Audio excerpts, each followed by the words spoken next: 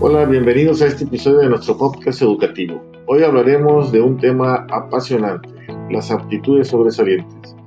¿Qué tal? Me presento, mi nombre es Luis Ulises González Ruiz, estudiante de la Universidad IEXPRO, quinto semestre. Comenzamos.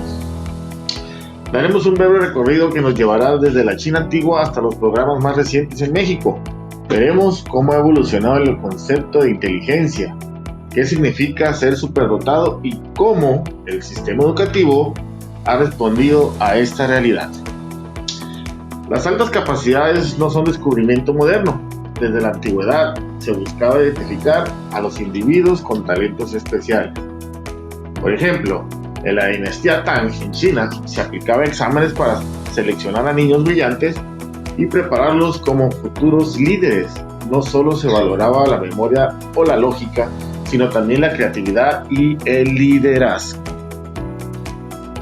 En Grecia, por otra parte, la educación se centraba en el desarrollo de la individualidad. No era suficiente transmitir conocimientos, se trataba de formar a ciudadanos capaces de pensar, debatir y gobernar. ¿Se imaginan qué gran trabajo hacían en la Grecia antigua, ¿no?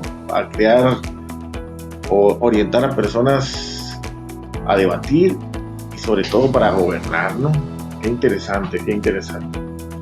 Muy bien, durante el Renacimiento también se admiraba a los hombres como Leonardo da Vinci y Miguel Ángel, que dominaban varias disciplinas. Ser talentosos era un orgullo para la sociedad, lo cual les ayudaba a recibir financiamiento de sus obras. Entonces esto, en esa época, estos personajes importantes de nuestra historia, pues eran catalogados como personas sobresalientes, los cuales les ayudó a poder financiar sus proyectos, ¿no? Muy interesante también. Más adelante surge la idea de que todos los niños con talento deberían ser educados para servir al progreso de la patria. Dice, muy bien, la inteligencia siempre ha sido el criterio más usado para identificar a las personas con aptitudes sobresalientes.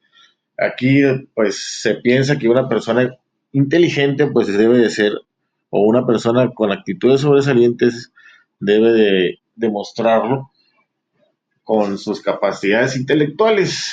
Y pues aquí creo que habemos personas que pensamos de diferente manera, no necesariamente pueden ser con actitudes sobresalientes destacando en lo académico, sino que también podemos identificar a personas con actitudes sobresalientes en otras áreas, como la música, la pintura, el deporte, entre otros, ¿no?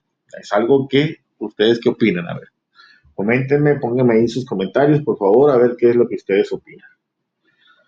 Muy bien, continuamos con nuestra charla. Dice, aquí durante el tiempo surgieron nuevas teorías que planteaban sobre las inteligencias múltiples, una teoría muy famosa de Garnet, que según él, pues no existe, o decía que no existe solo una inteligencia, ¿no? Sino que existen muchas inteligencias, el cual se le denominaba la teoría de las inteligencias múltiples. Como podemos citar ciertos ejemplos como música, la inteligencia corporal, la lógica matemática, naturalista, la interpersonal, el espacial, entre otras, ¿no? En este enfoque, pues cambió la forma de ver el talento. Se decía que un niño no solo podía destacar en las matemáticas, sino que también podía ser brillante en la música o en el deporte. Aquí con esta teoría de las inteligencias múltiples, pues ya se abrió el panorama para poder identificar a niños tanto en las áreas cognitivas como en las áreas académicas o deportivas o artísticas, ¿no? Es algo que muchas veces nosotros no tomamos en cuenta o nos basamos solamente en lo, como les comentaba hace rato, en lo solamente la inteligencia cognitiva, ¿no? Que pues debemos de enfocarnos en otros aspectos. Muy bien. La atención educativa en México. En México, el interés por atender a los alumnos con capacidades sobresalientes surgió en la década de los 80. Se implementó el modelo de atención a niños y jóvenes con capacidades y actitudes sobresalientes.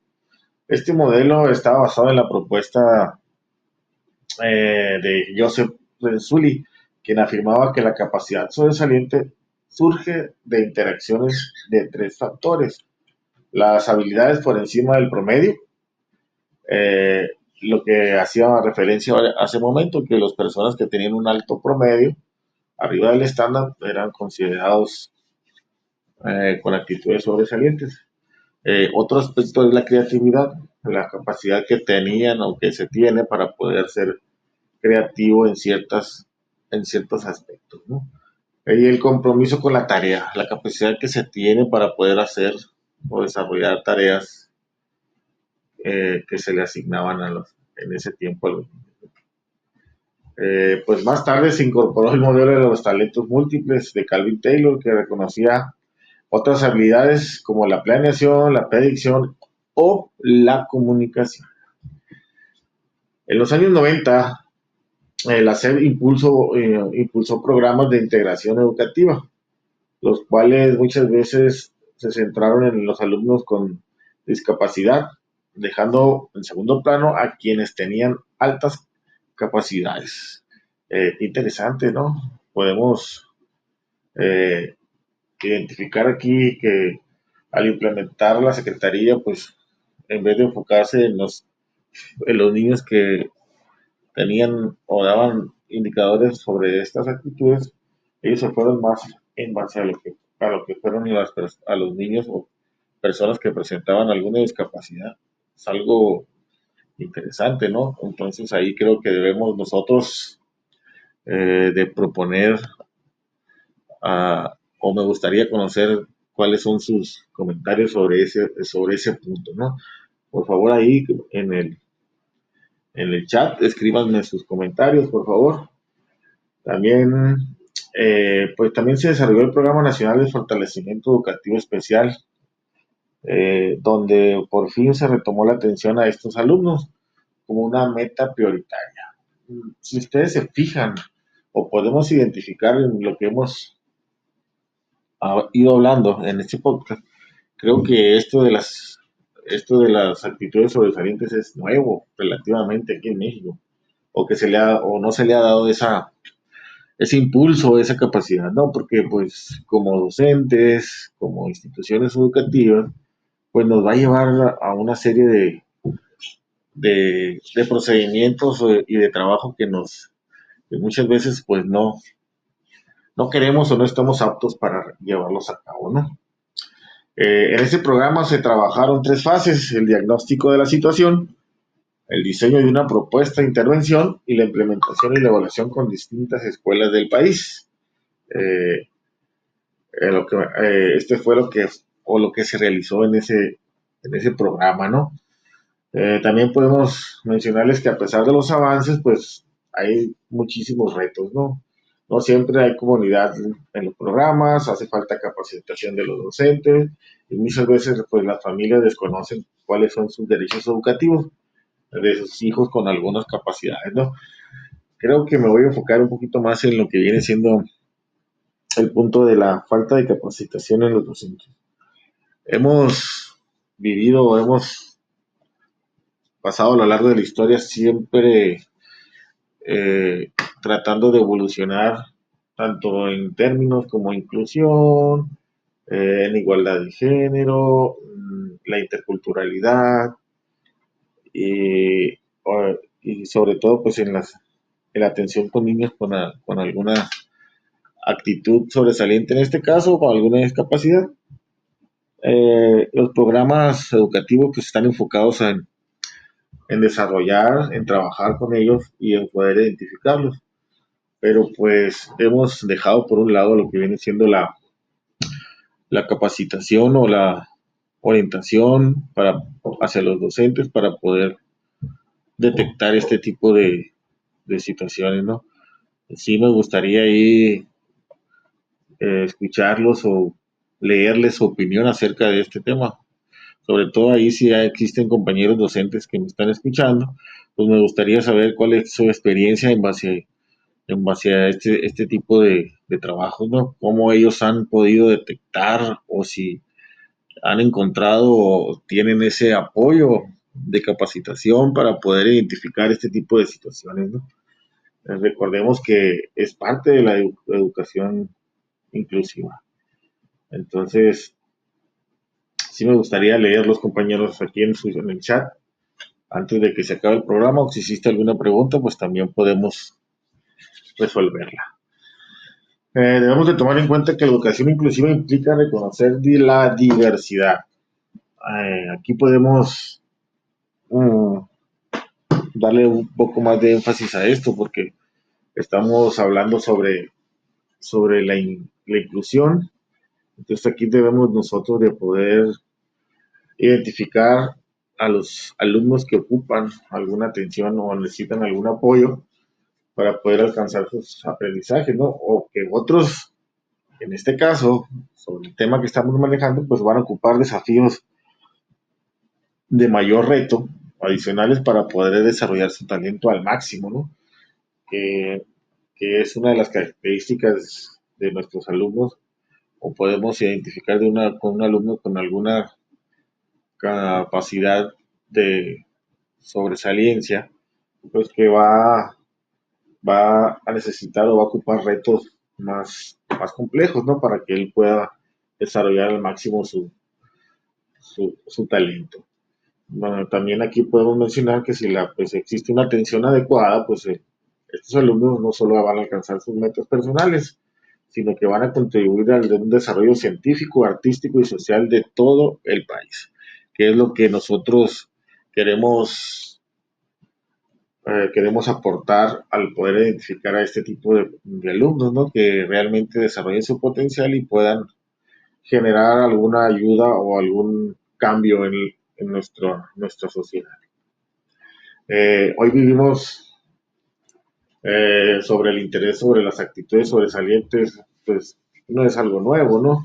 Viene desde la antigüedad, como lo estuvimos viendo, pasado por filósofos, científicos, artistas, que han llegado pues a las políticas educativas actuales. Entonces, creo que tenemos muchos niños o alumnos que tienen alguna característica sobre las actitudes sobresalientes. Eh, Debemos de abrir nosotros nuestra, nuestro margen o nuestro concepto de actitudes sobresalientes, como se lo mencioné hace rato, y dejar de enfocarnos solamente en aquel alumno que es el que tiene promedios arriba del estándar, sino que hay que buscar y hay que, con el nuevo enfoque de la escuela mexicana sobre la inclusión educativa, pues debemos de tener esa capacidad de identificar alumnos que tengan actitudes sobresalientes en otras ramas, como pueden ser artísticas, deportivas, científicas. Entonces, es algo que sí debemos de estar, pues debemos de tomar mucho en cuenta, ¿no? Eh, ya para terminar, lo que sí me gustaría hacer una pequeña reflexión sobre este tema. Eh, en nuestro país, en nuestras escuelas, ¿qué tan capacitados estamos nosotros para poder atender a este tipo de alumnos? ¿Qué tanto conocemos nosotros sobre las actitudes sobresalientes? ¿Qué es lo que realmente los docentes están dispuestos a trabajar para poder llevar a estos alumnos a alcanzar su nivel máximo? ¿Realmente estamos preparados para poder realizar este tipo de, de intervenciones? ¿Estamos realmente comprometidos en lo que queremos lograr? Creo que es algo que les voy a dejar ahí como reflexión para que ustedes puedan contestarlos, puedan llevarlo a cabo y que realmente podamos identificar y conocer para poder actuar en este ámbito. No me queda más que agradecerles por estarnos escuchando durante este tiempo. Muchas gracias a todas las personas que se comunicaron por el chat. Eh, Vamos a tratar, esperamos que hayamos logrado aclarar sus dudas y si existen dudas todavía, pues nos vamos a ver en el próximo capítulo en la segunda parte sobre el tema de las actitudes sobresalientes y las inteligencias a lo largo de la historia en México. Muchas gracias, nos vemos, hasta luego.